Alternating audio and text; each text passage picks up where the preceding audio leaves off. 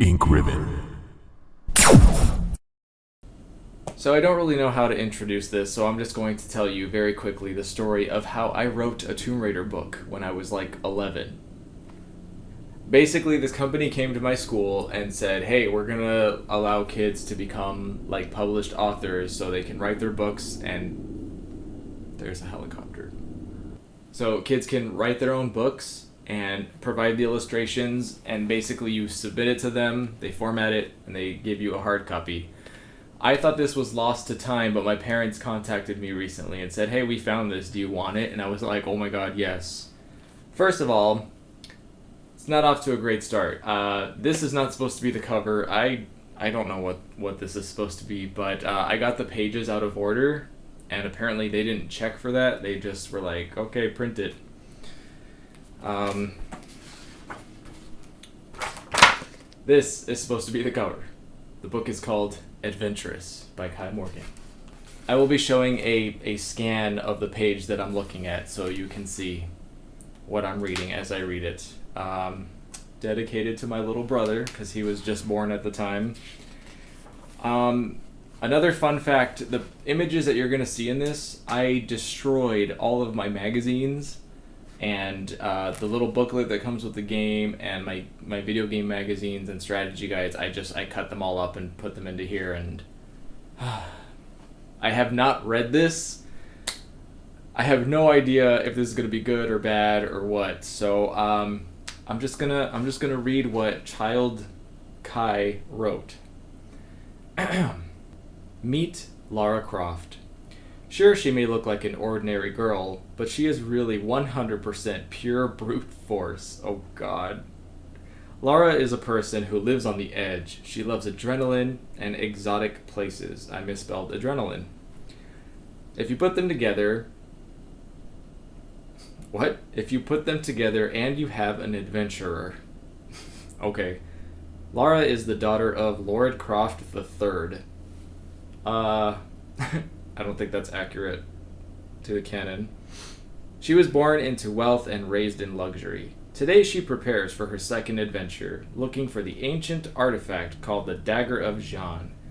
This artifact, when thrived into your heart, gives you the power of a dragon. Oh, I was still getting a grasp of the English language, apparently. Lara did not want to get turned into an oversized lizard. She just wanted to have it. Soon she will venture to the Great Wall of China where the dagger's tomb awaits. Dun dun dun. Oh god. Oh yeah, and I remember I wasn't allowed to use my mom's printer, so I would sneak into her room and like download pictures of Lara that I printed out and like cover it up before she found out.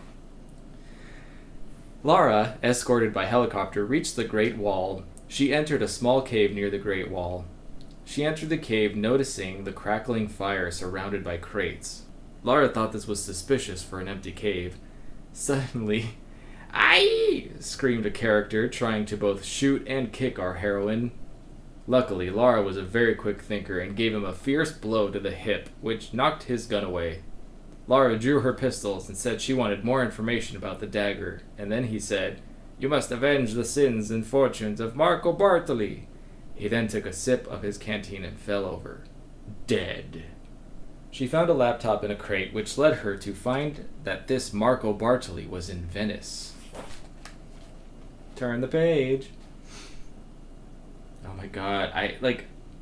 Oh my god. So this picture of Lara, that she's got like weird stuff on her face, that was because my mom's dog peed on the strategy guide and ruined it. And I tried to scrub it off, and that happened. And I just apparently thought it was okay to use that image anyway. And I don't know who the hell this guy is. I have no idea. Anyway, this is only like 8 pages, by the way, so I'm almost done. She found their hideout, but could not get in because of a guard. "I'm sorry, this is a highly restricted area," is what he said. Lara went to find another way in. She found a ventilation hole and crawled through. She found herself in a snowy cave. What? That is not... Okay. At the end of it, she got to the campsite. She silently entered a nearby jeep. She looked everywhere until she found a key in the overhead compartment. But this key wasn't for the jeep she was in. It was for a motorcycle instead. Oh, I'm changing the story here. She got on and roared off. Weird. She got on and roared off. I lost my place. She got on and roared off, knocking a troop off his feet. A troop? Not long after a jeep and a cargo truck were behind her, she noticed a shotgun on the bike and fired at the jeep, popping the front tire. She then shot the driver in the forehead. It then crashed into a tree and then burned up. The cargo truck skidded to a halt when Laura jumped off a cliff. Oh, when Laura jumped a cliff. There she is on the motorcycle. She came back to the Great Wall, where, sure enough, Marco had opened the tomb. No, he didn't. He was on his way to use the dagger. Lara had to stop him. If he got the dagger, he would surely turn himself into a dragon. She reached Marco. He was with 4 other men speaking in a foreign language. He stabbed himself in the heart and then fell into the arms of 2 men. Lara was too late. She would have to fight him as a dragon. Lucky, she kept her gun from the bike. She followed them into a big room. He was laying on a small table surrounded by 4 small pools of water. Lara had a feeling that she will need them. You can see my trauma from Lara being on fire. Lara came closer, attempting to take the dagger. Suddenly, Lara was blinded by a big flash. He had now changed into a 4-ton fire-breathing dragon. Lara jumped left and right, up and down, firing her pistols. The dragon stopped, trying to dodge her shots, and turned to stare her in the eye. He then blew flames at her. She dived into one of the pools of water, suddenly remembering the shotgun, and climbed out to shoot. She fired, hitting him right in the head. Oh, right on the head. He fell over, dazed. Quickly, she ran to grab the dagger from his chest. Then the dragon's skin melted away, leaving only a skeleton. Then the lair started to self-destruct. She ran into a tunnel which started to explode behind her, causing her to keep losing balance. She started sprinting and missed a turn, causing her to go through the tunnel wall. Just pictures of Lara shooting up everything. Going through that wall caused her to lose consciousness. She awoke to the sound of nearby vultures. She turned around to see that part of the Great Wall was destroyed. She called her helicopter to take her home. There goes the helicopter. She arrived home at 3 o'clock in the morning.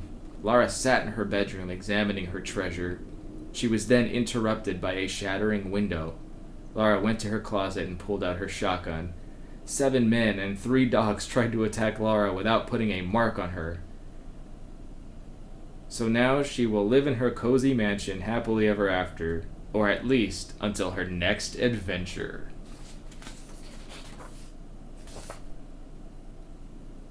And there you go. Wow.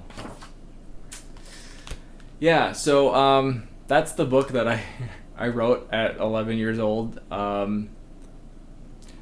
There was kids in my class who did it about their aunt who migrated from Mexico as a little girl and became an amazing woman. There are other kids who wrote about star athletes that became superheroes.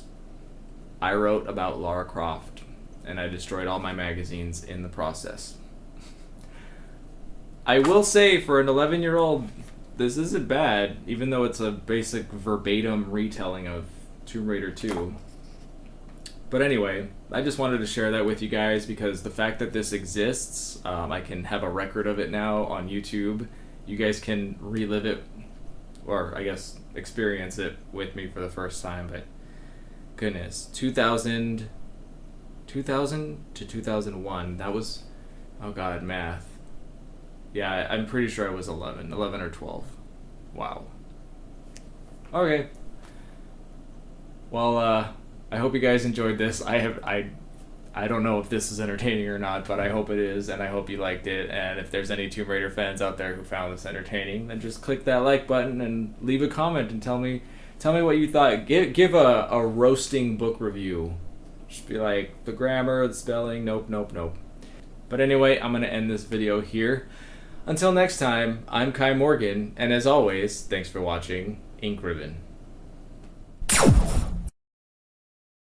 And a very special thank you to all of my Patreon supporters and YouTube members. Your extra support means the world to me and helps me keep making content for you guys.